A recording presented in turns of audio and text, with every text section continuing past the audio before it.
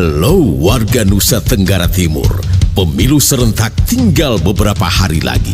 Khusus warga Nusa Tenggara Timur yang masuk dalam daerah pemilihan 2 meliputi 11 kabupaten dan 1 kota. Kota Kupang, Kabupaten Kupang, TTS, TTU, Belu, Melaka, Rotendau, Saburai Jua, Sumba Timur, Sumba Tengah, Sumba Barat, dan Sumba Barat Daya. Ayo datang ke TPS tanggal 14 Februari 2024. Gunakan hak pilih Anda. Anda akan diberikan 5 surat suara dengan warna yang berbeda. Pilih surat suara berwarna kuning untuk DPR RI. Cari Partai Kebangkitan Bangsa PKB nomor urut 1 berada di pojok kiri atas surat suara. Dan coblos nomor 1 Usman Husin untuk DPR RI Dapil NTT 2. Ingat, pilih PKB dan coblos nomor urut 1. Usman Husin, total untuk rakyat, untuk rakyat, untuk rakyat. Indonesia, kita berdaya, kita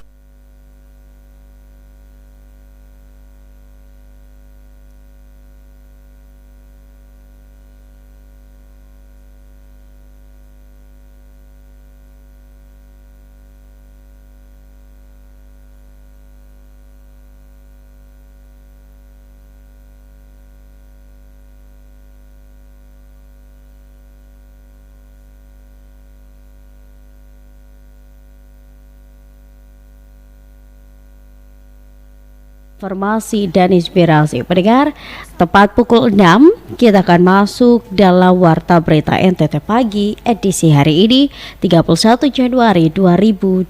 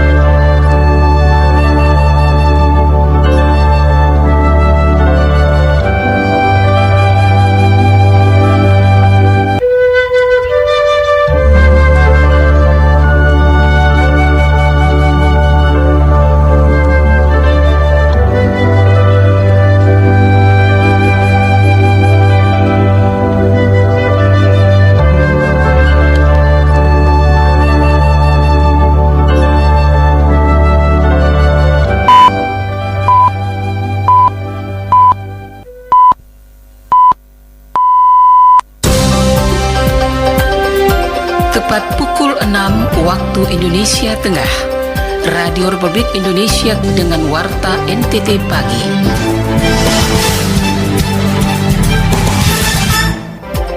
Hal tentang jumlah yang dibutuhkan dengan kerusakan itu hal yang biasa ya, jadi tidak perlu diperbesar-besar bahwa ada kerusakan ini kemudian menimbulkan kegaduhan. Biasa saja. Korban yang meninggal sudah 4.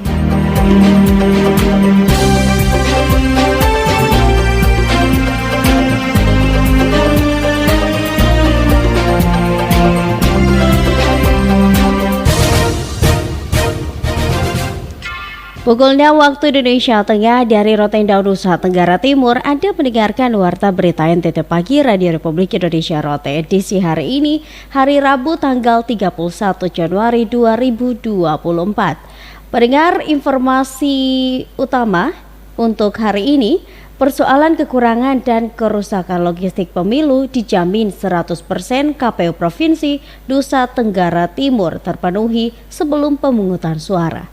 Inilah Warta Berita Pagi selengkapnya.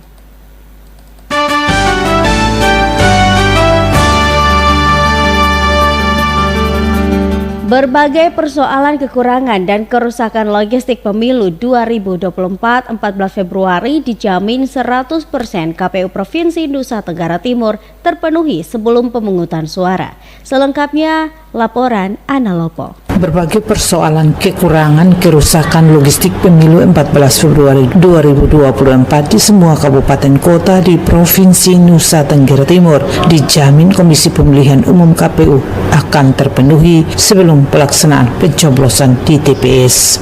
Juru bicara KPU Provinsi Nusa Tenggara Timur, Yosafat Koli, yang dimintai komentarnya menegaskan berbagai persoalan kekurangan dan kerusakan surat suara pada pemilu sudah menjadi hal yang biasa terjadi sehingga tidak perlu dibesar-besarkan untuk diperdebatkan. Hal tentang jumlah yang dibutuhkan dengan kerusakan itu hal yang biasa ya, jadi tidak perlu diperbesar-besar bahwa ada kerusakan ini kemudian menimbulkan kegaduhan. Tidak, biasa saja. Sehingga menjadi persoalan adalah apakah pada hari pemungutan suara semuanya oke. Kami jamin 100% bahwa pada hari pemungutan suara tidak ada kekurangan untuk logistik. Berbagai kekurangan dan kerusakan logistik pemilu 14 Februari 2024 menurut Yosafat Koli, juru bicara Komisi Pemilihan Umum KPU Provinsi NTT, menjadi catatan pihaknya untuk dilaporkan ke pusat agar secepatnya diganti oleh penyedia. Jumlahnya berapa yang baik, berapa yang rusak, kemudian dilaporkan ke pusat, kemudian nanti di tanggal 16 itu kita sudah ajukan semuanya ke pusat.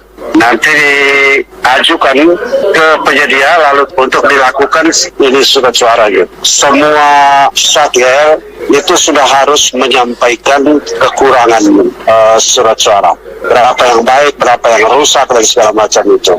Komisi Pemilihan Umum KPU Provinsi Nusa Tenggara Timur menjamin 100% bahwa pada pelaksanaan pencoblosan 14 Februari 2024 tidak ada kekurangan logistik.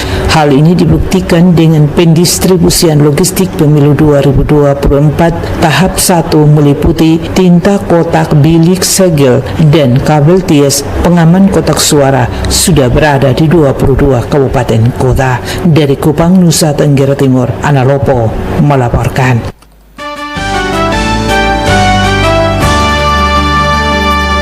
Pendengar, 8.435 KPPS ikut BIMTEK penguatan kapasitas yang diselenggarakan Komisi Pemilihan Umum KPU Kota Kupang. Selengkapnya laporan disampaikan Alfred Sengge. Menjamin eksistensi penyelenggaraan event perpolitikan dari Pesta Demokrasi Pemilu Serentak 14 Februari nanti, KPU Kota Kupang dorong penguatan kompetensi sumber daya pengelola TPS melalui pola pembekalan dari segi teknis yang melibatkan 8.435 petugas KPPS. Pentingnya penguatan kompetensi sumber daya pengelola TPS mengingat KPPS memiliki peranan yang sangat strategis dalam penentuan sukses tidaknya penyelenggaraan pemilu kali ini. Karenanya, menurut juru bicara KPU Kota Kupang perlu dilakukan langkah-langkah persiapan secara baik dan matang. Bahkan Willy Novita Hayar juga pastikan langkah penguatan yang dilakukan kepada 8.435 petugas KPPS tentunya lebih kepada kebijakan-kebijakan teknis dengan bercermin pada pengalaman pada penyelenggaraan event perpolitikan sebelumnya yang kali ini ada terjadi pergeseran kebijakan dari pola pembekalan. Tentunya petugas penyelenggara pemilu yang paling berperan aktif khususnya hari H itu adalah petugas KPPS di TPS. Dan pengalaman 2019 itu ada beberapa hal yang memang terjadi sehingga perlu kita perbaiki di 2024. Oleh karena itu ada beberapa perubahan yang berbeda dengan 2019. Kalau 2019 itu cuman 2 orang KPPS saja yang di BIMTEK, berbeda dengan 2024. 7 orang KPPS semuanya di BIMTEK. Peningkatan jumlah yang mengikuti BIMTEK tentunya dengan beberapa pertimbangan, salah satunya agar semua anggota KPPS itu paham. Dengan mengacu pada dinamika pengelolaan pemilu sebelumnya, Willy Novita Hayar, juru bicara KPU Kota Kupang, lebih lanjut memastikan adanya sejumlah pergeseran kebijakan dalam menjamin eksistensi penyelenggaraan di TPS. Di samping pola perekrutan petugas KPPS yang secara selektif dilakukan berdasarkan kondisi kebutuhan. Ini menunjukkan bahwa kami pihak KPU ingin yang terbaik untuk pelaksanaan di TPS. Salah satunya kekuatan fisik sehingga dapat melaksanakan tugas dengan baik.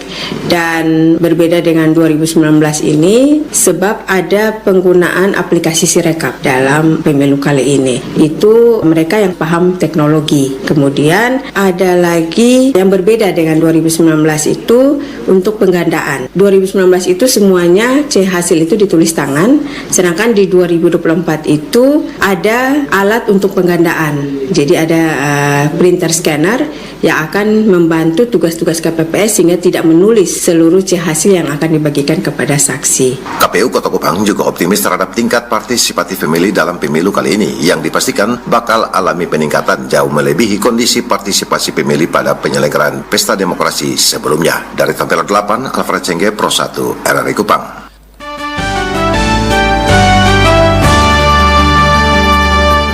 Pendengar, terima kasih Anda masih mendengarkan Warta Berita NTT Pagi. Pendengar, wawancara singkat pagi ini dengan narasumber juru bicara KPU Kota Kupang, Welly Dovita Hayer, tentang langkah kesiapan penyelenggaraan pemilu dengan pembekalan petugas KPPS dan dukungan sarana prasarana di setiap TPS. Dipandu reporter Alfred Sengge. Saudara pendengar, saat ini kita akan berbincang sejenak berkaitan dengan langkah-langkah kesiapan KPU selaku penyelenggara event perpolitikan Pemilu Serentak 2024 14 Februari ini.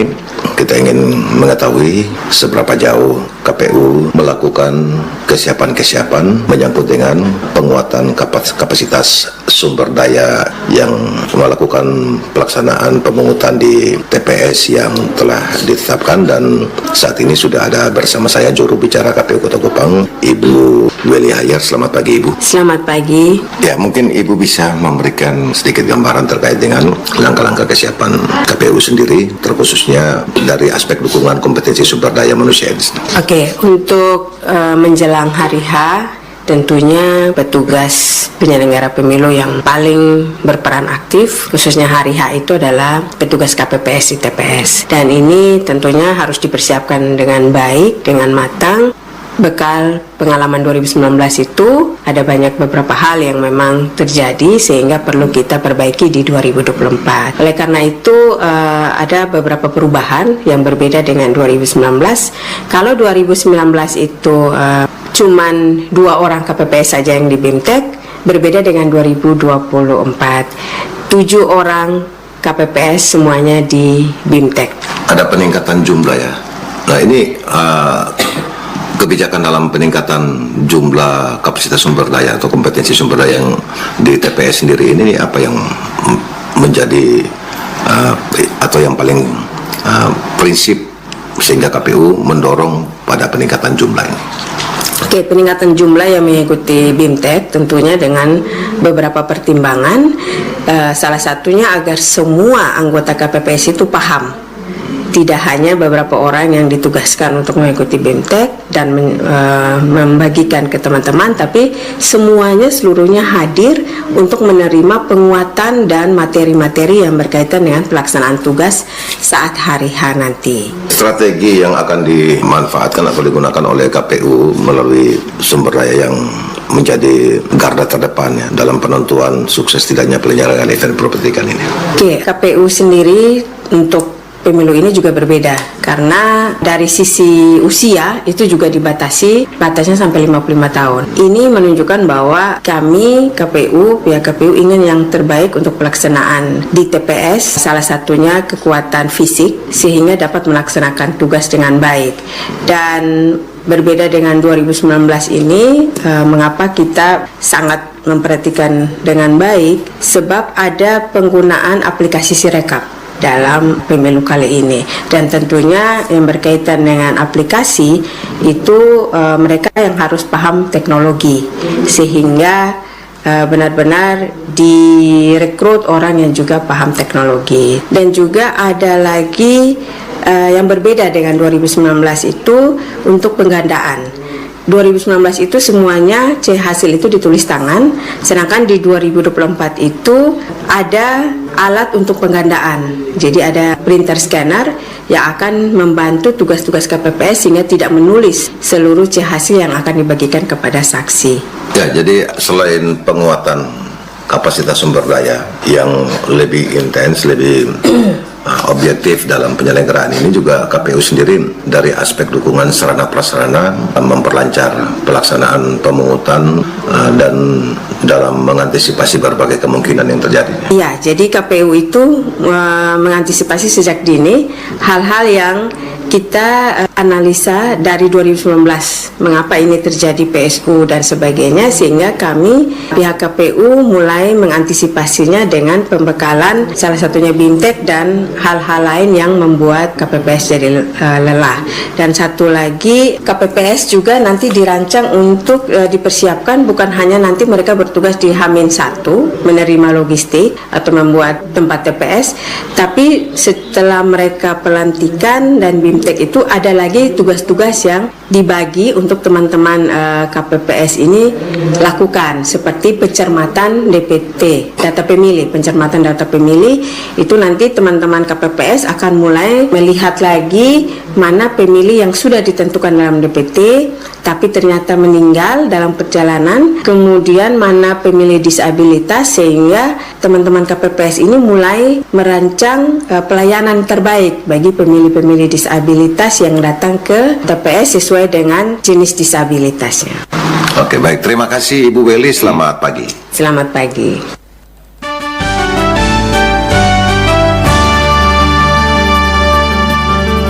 Pendengar, Anda mendengarkan Warta Berita NTT Pagi. Siaran ini dapat didengar melalui streaming di rri.co.id dan RRI Digital.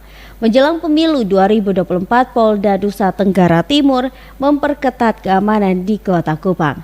Informasi disampaikan Vence Sakarias. Personil Polda Nusa Tenggara Timur yang tergabung dalam Operasi Mantap Brata OMB Turangga 2023-2024 mengukir langkah tegas dalam memastikan keamanan di Kota Kupang menjelang pemilu 2024 mendatang. Kegiatan patroli dilaksanakan dengan penuh ketelitian di sekitar Kota Kupang, dimulai dari Mako Polda Nusa Tenggara Timur menuju kantor Bawaslu Provinsi Nusa Tenggara Timur, dan di kantor Bawaslu tim patroli berdialog dengan petugas untuk memastikan situasi keamanan. Melanjutkan patroli ke kantor KPU Provinsi Nusa Tenggara Timur. Kapolda Nusa Tenggara Timur Irjen Polisi Daniel Tahimonang Selitonga menegaskan kegiatan patroli selama pemilu 2024 akan terus dilaksanakan selama tahapan kampanye pemilu berlangsung. Tujuannya jelas, untuk memastikan setiap tahapan demokrasi berjalan dengan aman dan lancar. Kita mengantisipasi ini apabila terjadi perkembangan yang terus meningkat, bersama-sama ini dari pemerintah daerah terlibat di dalamnya. Hari ini kita kumpul, ini menunjukkan kita siaga, kita siap untuk melakukan tindakan perbantuan kepada masyarakat apabila situasi terus meningkat, ya. Bantuan RRI selama di kantor Bawaslu dan KPU, tim Dokes Polda Nusa Tenggara Timur melakukan pemeriksaan kepada anggota yang sedang piket di pos, sementara anggota Provos memastikan kehadiran dan buku mutasi jaga di KPU dan Bawaslu Nusa Tenggara Timur. Langkah-langkah ini merupakan bagian dari upaya serius Polda Nusa Tenggara Timur dalam menjaga keamanan dan ketertiban selama masa kampanye. Untuk diketahui, personil OMB Turangga 2023-2024 siap menjaga keamanan Kota Kupang dan memastikan bahwa proses demokrasi berlangsung sesuai dengan aturan.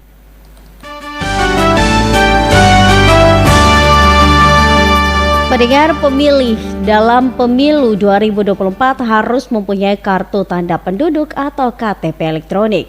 Laporan selengkapnya disampaikan Harsono. Nah, yang penting sekarang itu adalah bagaimana kita memastikan pemilihan ke TPS itu secara administrasi memenuhi syarat. Tanpa memiliki dokumen kependudukan berupa kartu tanda penduduk KTP elektronik tidak dapat diakomodir sebagai pemilih dalam pemilu 2024. Divisi Teknik Penyelenggaraan KPU Nusa Tenggara Timur Lodewi Fredrik dalam sosialisasi KPU nomor 25 tahun 2023 tentang pemungutan dan penghitungan suara dalam pemilihan umum kepada pemangku kepentingan tingkat Nusa Tenggara Timur di Kupang menegaskan pemilih pemilu 2024 yang dapat memberikan hak suaranya di tempat pemungutan suara harus mempunyai KTP elektronik atau mendapat surat keterangan telah melakukan perekaman KTP elektronik yang dikeluarkan oleh Disduk Capil setempat. Karena itu, petugas KPPS maupun pengawas PPS harus benar-benar memahami dan teliti, jangan coba-coba mengakomodir pemilih yang menggunakan mendapatkan kartu keluarga KK karena tidak dapat dipertanggungjawabkan. KK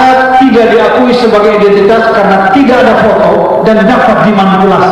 Sementara Ketua KPU Nusa Tenggara Timur Thomas Dou minta semua pihak untuk memastikan pemilih yang datang di TPS harus benar-benar memenuhi syarat, terutama mempunyai KTP elektronik sehingga kehadirannya tidak ditolak. Mari kita pantau sama-sama proses ini agar nanti pemilih yang datang ke TPS betul-betul secara administrasi telah memenuhi syarat dan tidak ditolak kehadirannya karena kekurangan administrasi. Sehingga administrasi itu kita dorong sama-sama untuk segera dipenuhi. Terdapat 3 jenis pemilih pada saat pemungutan suara di pemilu, yaitu pemilih yang terdaftar dalam daftar pemilih tetap DPT, pemilih tambahan DPTB, dan pemilih khusus DPK. RRI Kupang, Harsono melaporkan.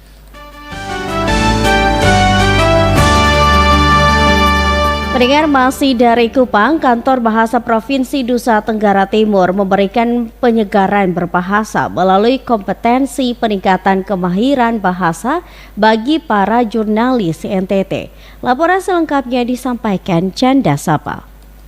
Untuk memberikan penyegaran atau wawasan lebih lagi untuk para jurnalis supaya bisa menambah ilmu atau menyegarkan kembali ingatan mereka terkait meningkatkan pemahaman dan kemahiran dalam berbahasa. Kantor Bahasa Provinsi NTT kembali melaksanakan peningkatan kemahiran berbahasa, penyegaran kompetensi berbahasa bagi wartawan media massa seprovinsi NTT tahun 2024. Media bahasa ahli muda Christina Teweking mengatakan tujuan dari kegiatan ini untuk lebih menambah wawasan luas tentang penggunaan bahasa dan menulis. Untuk memberikan penyegaran atau wawasan lebih lagi untuk para jurnalis supaya bisa menambah ilmu atau menyegarkan kembali ingatan mereka terkait penggunaan bahasa Indonesia khususnya untuk ranah jurnalistik. Setelah mengikuti kegiatan ini, para jurnalis lebih baik lagi dalam menulis, kemampuan menulisnya ditingkatkan lagi. Sementara itu, salah satu jurnalis dari media detik60.com, Arnoldus Evonovanbia, mengatakan keterbatasan waktu kompetensi menjadi evaluasi ke depan, sehingga kegiatan yang dilaksanakan dapat memberikan pemahaman lebih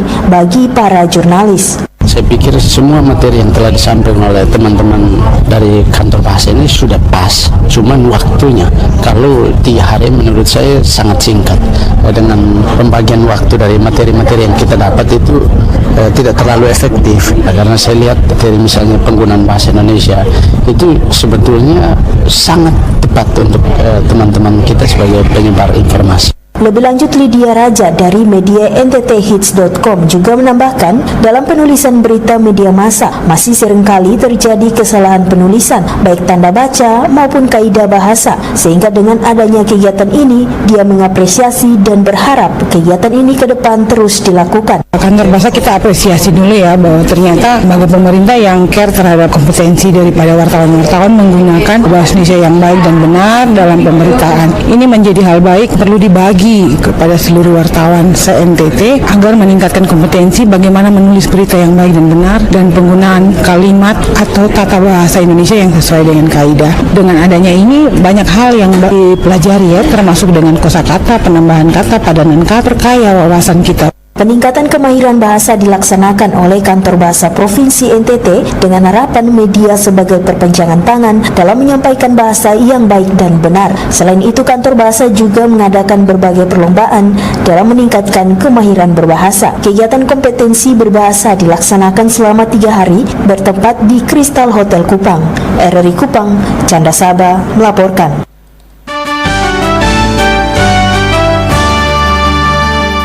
Pendengar, terima kasih Anda masih mendengarkan Warta Berita NTT Pagi. Dari Kupang kita menuju ke Kabupaten Sumba Barat. Pemerintah daerah Kabupaten Sumba Barat saat ini tengah melaksanakan musrembang tingkat kecamatan periode 2024-2025. Laporan selengkapnya disampaikan reporter Jerry Lende. Pemerintah daerah Kabupaten Sumba Barat saat ini sedang melaksanakan musrembang di tingkat kecamatan guna untuk menjaring aspirasi masyarakat yang dapat digunakan sebagai acuan dalam menyusun program-program strategis pembangunan di Kabupaten Sumba Barat tahun anggaran 2024-2025. Pelaksanaan musrembang kecamatan ini merupakan bagian dari pola perencanaan pembangunan daerah untuk merumuskan langkah-langkah strategis pembangunan pemerintah daerah. Kepala Badan Perencanaan Penelitian dan Pembangunan Daerah Kabupaten Sumba Barat, Titus Dias Liurai, saat dikonfirmasi RRI di Sumba mengatakan saat ini pemerintah daerah sedang fokus melaksanakan beberapa program prioritas yang bertujuan untuk mengatasi beberapa masalah di daerah ini. Program-program prioritas yang sedang dilaksanakan pemerintah daerah diantaranya pengembangan pariwisata, peningkatan produktivitas di bidang pertanian, khususnya di bidang ketahanan pangan, pengembangan pariwisata, pengembangan dan penguatan UMKM, serta peningkatan dan pengembangan sumber daya manusia. Hal tersebut dilakukan pemerintah daerah untuk dapat melakukan pengendalian terhadap berbagai persoalan yang dihadapi daerah ini. Sebagaimana telah ditetapkan dalam dokumen RPJMD Kabupaten Sumba Barat tahun 2021-2022, itu ada 7 arah kebijakan yang nanti dijabarkan dalam berbagai program kegiatan yang akan didiskusikan dalam musrembang kecamatan. Itu yang pertama, pemulihan ekonomi melalui optimalisasi potensi unggulan daerah seperti pariwisata, pertanian, perkebunan, dan perikanan. Kedua, kenapa pada pemulihan ekonomi? Ya, saya kira kita tahu bahwa sejak COVID, pasca COVID-19, kita pernah mengalami pertumbuhan ekonomi minus, dan sekarang sedang beranjak, sudah berada di 3% lebih, dan dia akan stabil kalau dia sampai ke 5%. Maka kita masih fokus di bagaimana pemulihan ekonomi. Kemudian juga yang kedua, kebijakan kedua, bagaimana peningkatan kualitas pelayanan pendidikan, penguatan sistem dan jaringan kesehatan, penanganan stunting, pemberdayaan perempuan, perlindungan anak, dan penguatan jaring pengamanan sosial. Pendidikan ini kalau kita melihat pendidikan kita masih merah, makanya kita masih perhatian industri, yaitu dan pemberdayaan koperasi, UMKM, BUMDes untuk mendukung pengembangan pariwisata. Lalu yang keempat, penegakan hukum terkait pemanfaatan ruang dan pengelolaan lingkungan hidup. Yang kelima, peningkatan tata kelola pemerintahan yang baik. Yang keenam, peningkatan stabilitas peran hukum dan ketahanan pangan terkait bencana. Ketujuh, peningkatan ketersediaan dan kualitas infrastruktur layanan dasar, itu rumah layak huni, air bersih, sanitasi, elektrifikasi, persampahan, dan sebagainya. Lebih lanjut, Kepala Badan Perencanaan Penelitian dan Pembangunan Daerah Titus Dias Liurai mengatakan berdasarkan perencanaan strategis pembangunan daerah yang telah ditetapkan oleh pemerintah daerah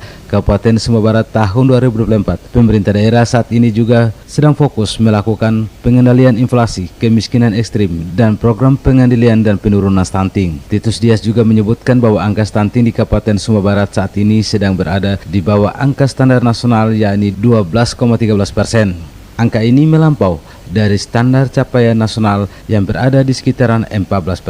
Pemerintah daerah berharap ke depannya berbagai persoalan yang sama dapat juga dikendalikan sehingga laju pertumbuhan ekonomi masyarakat di Sumba Barat dapat mengalami stabilitas dan peningkatan sehingga kesejahteraan masyarakat dapat terwujud. Dari Bumene Elu, Jerdendeh, RRI Sumba terus mengudara untuk Indonesia Maju.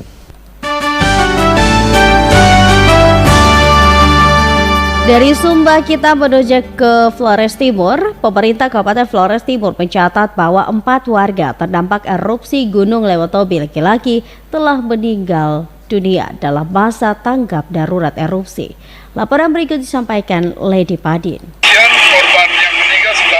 Penjabat Bupati Flores Timur, Doris Alexanderihi, dalam keterangan resminya pada Senin 29 Januari 2024 mengungkapkan bahwa keempat warga tersebut meninggal diakibatkan faktor usia lanjut dan penyakit bawaan. Doris Rihi menegaskan bahwa kematian keempat warga di posko pengungsian ini bukan disebabkan oleh kondisi pengungsian yang buruk, karena menurut Doris Rihi semua kebutuhan di pengungsian telah terpenuhi dengan baik. Dijelaskan penjabat Bupati Flores Timur, pihak pemerintah daerah juga telah berkoordinasi dengan Kementerian Sosial melalui Dinas Sosial Kabupaten Flores Timur untuk memberikan santunan kematian kepada keluarga yang berduka. Doris menegaskan bahwa selama di pengungsian terus ada dukungan yang diberikan kepada kelompok rentan seperti kelompok lanjut usia atau lansia, kelompok disabilitas, kelompok ibu hamil dan anak-anak. Korban yang meninggal sudah 4. Sampai saat ini informasi bahwa kesemuanya meninggal karena usia lanjut dan penyakit bawaan.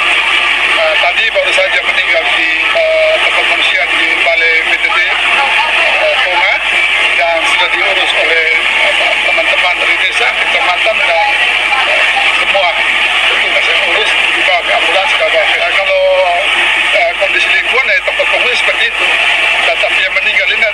lanjut dan ada penyakit bawaan seperti teman-teman yang sudah menerima kabar kayak yang meninggal ketiga itu ada penyakit bawaan. Dan hari ini Ibu Yulia, dari data yang diperoleh, 4 warga terdampak erupsi yang meninggal berasal dari Desa Nobo dan Desa Nurabelen. Camat Ilebura, Petrus Pegatukan menjelaskan bahwa 2 warga dari Desa Nobo yang meninggal memiliki riwayat penyakit bawaan. Sementara itu, 1 warga terdampak dari Desa Nurabelen meninggal karena penyakit bawaan sebelum pindah ke posko pengungsian. Terakhir, pada pagi Senin 29 Januari 2024 kemarin, seorang ibu bernama Yuli asal Desa Nobo meninggal dunia di tenda pengungsian Konga dan telah dibawa keluarga ke Desa Nobo untuk dimakamkan. RRI Endel Lady Badin melaporkan.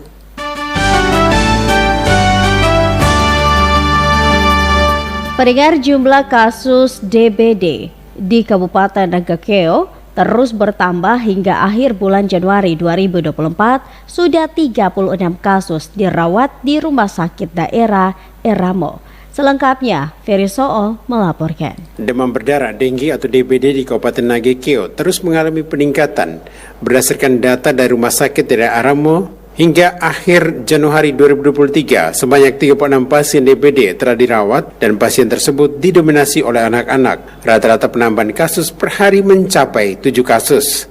Kepala Dinas Kesehatan Nagakeo Dr. Gigi Emerenciana Reni Wahyuningsi menghimbau kepada masyarakat Kabupaten Nagakeo untuk melakukan pola hidup bersih yang dimulai dari lingkungan keluarga. Dr. Reni Wahyuningsi menjelaskan puncak kasus DBD biasanya terjadi pada bulan Januari tiap tahunnya. Hanya saja pada tahun ini kasusnya lebih tinggi karena faktor cuaca ekstrim, sehingga membuka peluang tempat perinangan nyamuk di lingkungan masyarakat semakin meningkat. Dalam upaya menekan penularan DBD yang lebih masif, pihaknya telah melakukan beberapa upaya pencegahan, diantaranya melakukan fogging pencegahan, penyelidikan epidemiologis, pemberantasan sarang nyamuk, dan larvasidasi, menggunakan serbuk kimia larvasida, dan melakukan upaya fogging fokus pada lokasi yang terjangkit, serta melakukan edukasi pemberdayaan masyarakat. Untuk warga Kabupaten Nagakeo dimanapun Anda berada, tolong kita sudah mulai memasuki musim hujan.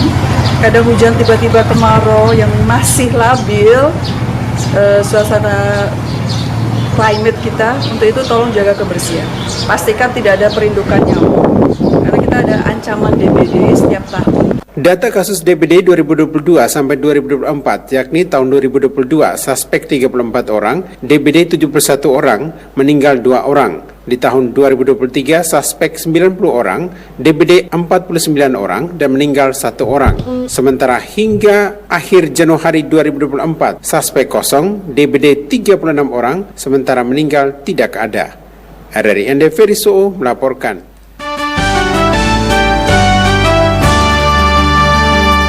Pendengar, sebelum mengakhiri warta berita, kembali kami sampaikan pokok-pokok berita. Persoalan kekurangan dan kerusakan logistik pemilu dijamin 100% KPU Provinsi Nusa Tenggara Timur terpenuhi sebelum pemungutan suara.